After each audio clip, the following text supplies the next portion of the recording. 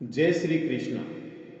The Supreme Conscious Ishwar is similar to the living entity in this way. Both the consciousness of the Lord and that of the living entity are transcendental. It is not that consciousness is generated by the association of matter. That is a mistaken idea.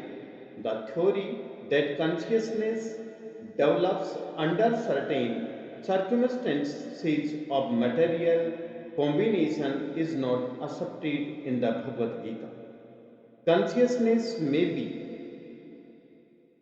pervertedly reflected by the covering of material circumstances, just as light reflected through colored glass may appear to be a certain color, but the consciousness of the Lord is not materially affected. Lord Krishna says, when he descends into the material universe, his consciousness is not materially affected. If he were so affected, he would be unfit to speak on transcendental matters as he does in the Bhagavad Gita. One cannot say anything about the transcendental world without being free from materially contaminated consciousness. So the Lord is not materially contaminated.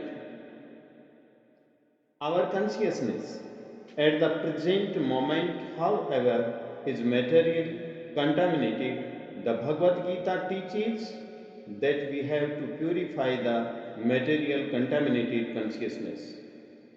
In pure consciousness, our actions will be dovetailed to the will of Ishwar, and that will make us happy. It is not that we have to cease all activities. Rather, our activities are to be purified, and purified activities are called bhakti. Activities in bhakti appear to be like ordinary activities, but they are not contaminated. An ignorant person may see that a devotee is acting or working like an ordinary man, but such a person with a poor fund of knowledge does not know that the activities of the devotee or of the Lord are not contaminated by impure consciousness or matter. They are transcendental to the three modes of nature. We should know, however, that at this point our consciousness is contaminated. When we are materially contaminated, we are called conditioned. False consciousness is exhibited under the impression that I am a product of material nature. This is called false ego.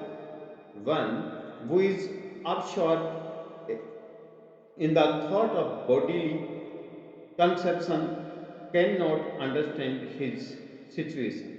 Bhagavad Gita was spoken to liberate one from the bodily conception of life, and Arjuna put himself in this position in order to receive this information from the Lord. One must become free from the bodily conception of life. That is the preliminary activity for the transcendentalist, one who wants to become free, who wants to become liberated, must first of all learn that he is not this material body. Mukti or liberation means freedom from material consciousness. In the Srimad Bhagavad Gita, also the definition of liberation is given. Mukti means liberation from the contaminated consciousness of this material world and situation in pure consciousness. All the instructions of Bhagavad Gita are intended to awaken this pure consciousness, and therefore we find at the last stage of the Gita's instructions that Krishna is asking Arjuna weather is now in consciousness. Purified consciousness means acting in accordance with the instructions of the Lord. This is the wholesome and substance of purified consciousness. Consciousness is already there because we are part and parcel of the Lord. But for us, there is the affinity of being affected by the inferior modes. But the Lord, being the supreme, is never affected. That is the difference between the supreme Lord and the conditioned souls. Jai Shri Krishna.